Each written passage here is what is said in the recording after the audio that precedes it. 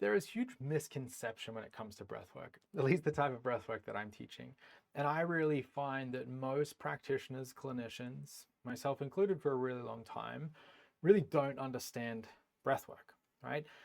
And what I want to do in this video is kind of break down breathwork through a more kind of clinical lens so that you can kind of understand the impact that it has, right? So to start with, the common misconception, right, what a lot of people think breathwork is laying down on the yoga mat, having some music on, or a bunch of people in a room and breathing and perhaps having this big experience, right? What I want to kind of suggest is that is really one form of breathwork, right? That is the kind of type of breathwork that I call experiential breathwork. So if we think about this kind of like on a spectrum, right? The experiential breathwork is one end of the spectrum, right? What I kind of want to talk about and what I teach and what I think is far more important is the kind of functional side of breathwork. This is corrective, this is restorative. And when we're talking about breathing, this is this really high leverage point, right? Breathing is one of the primary inputs to the nervous system, right? In terms of what is my nervous system using to interpret whether or not the world is safe. Okay? Breathing is one of the primary input when it comes to my physiology, right? To deliver oxygen to my cells, to balance, right, blood gases, to create energy in the body, fundamentally relies on the way that we're breathing. When we start to look at breathing, not as this kind of like tool, but more as a behavior, we really can start to comprehend why it has these incredible impacts. Now, I'm going to talk about experiential breathwork in a moment, but again, the first kind of idea that I want to drive home here is that like when we bucket breathwork into this thing is like on the yoga mat or hyperventilating or emotional release or right, this kind of like experience of this practice, it really narrows the view of breathing, right? Breathing is this really broad spectrum. And when we kind of come to the other end of that spectrum and we start to think about breathing as a behavior and as a driver of the state of the nervous system and a driver of physiology, that's when we really can start to move the needle, right? Breathing is something that's happening 23,000 times a day for most people. And if that is being done poorly, right, we're getting 23,000 inputs or reps, right, that my nervous system is listening to that is impacting my ability to create energy, right? And they are really limited in how effective they are. Breath work, this experiential form, is going to do nothing to correct that, right? Someone can go and do breath work, but that is not going to change their baseline breathing, their breath as a behavior, right? And so limited, temporary impact. When we teach breath through this lens of first question, is someone breathing, well or poorly in a way that supports their health or doesn't? And identify what the constraints are, right? Has someone got poor posture, movement patterns, breathing patterns? Is this more of a stress-based issue with the nervous system? Is this physiology? Is this learned bad habits, right? There's all these kind of drivers, but being able to identify and then help correct breath or bring breath back to its optimal state.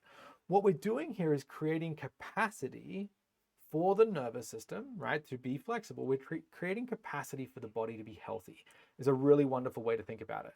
So when we're over on this side, right, and we correct breathing, again, what we're doing is we're kind of like unlocking, I was going to try and draw a padlock here, right, is unlocking the body's capacity to be healthy, right? This is a really important concept to understand. I'm not going to dive too far into it today. I'll make this into another video.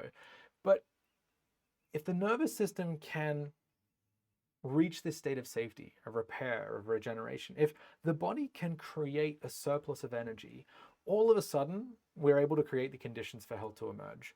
But if someone is breathing dysfunctionally, right, we take their breath and it is driving, right, increased heart rate, increased brain waves, increased blood pressure. We're creating increased muscle tension in the body. Like all of these things that are literally being driven by the way that we breathe have a huge, huge impact. And if these things aren't corrected at the behavior level, right at this end of the spectrum of breathing, we're not going to see these miraculous results and things change, right? So many people are talking about breath work, and what they're actually talking about is experiential breath work, right? a method or an approach, right? Sometimes this is a one size fits all, right? A group of people all breathing the same way, right? Wim Hof method, transformational breathing, rebirthing breathwork, like these forms of breathwork, which are all incredibly powerful and potent and beautiful, right? But this is experiential breathwork. This is not identifying what is wrong with someone's breath, right? Identifying the constraints, what is holding someone's nervous system back, what is decreasing their resilience, what is making them more vulnerable to stress, right? When we do that, we actually have a different set of goals. Right? Can we bring breath back to its optimal state? So we create the ideal conditions in the body for health to emerge. Okay? Breathing, we first have to correct, we first have to restore before we can kind of take this beautiful vehicle for a spin. And so when I talk about breath work, and what I want most clinicians to understand and practitioners is this is not the clients that are coming to see you, the patients that are coming to see you. You're now leading a breathwork session while they sit there with you or lay there with you. This is identifying whether or not this individual's breathing is contributing to the problem they're coming to see you with, right? Is the way that someone's breathing driving anxiety? Absolutely. Is the way that someone's breathing driving sleep issues, right? Is the way that someone's breathing driving a chronic sympathetic state of the nervous system, and that is impacting their pain, their energy, their mood, everything. Absolutely, right? Once we are able to identify and then apply these kind of interventions or tools or prescriptions to bring breathing back to an optimal state, all of a sudden we unlock the capacity of the body once more. We move away from survival and into this capacity for thriving. We free up all of these energetic resources that can actually go and repair cell walls and deal with inflammation and, right, deal with these processes of longevity, of recovery, of repair that only happen when the body can access this true parasympathetic state. Right? We use breath to restore the state of the nervous system, right? This flexibility, this ability to enter a state of safety and repair. We use breath to restore the body's capacity to actually generate energy. We're talking ATP, right? The cellular energy. Right? And when we do those things, we have a surplus of energy and we have a nervous system that knows how to be safe, knows how to feel safe, knows how to repair. All of a sudden, everything changes. We're no longer in the symptom management position of how do we get rid of these symptoms. The body gets rid of the symptoms. We've created the conditions for health to emerge. Health often begins to emerge, right? There's a resolution of symptoms. So when I talk about breath work and what I hope to share more on this channel, right, and these kind of videos, is how do we restore breathing? How do we bring breathing back to its optimal state? How do we repair our relationship with our breath and therefore the state of our nervous system and our energy? And when we do that, wonderful things often happen, right?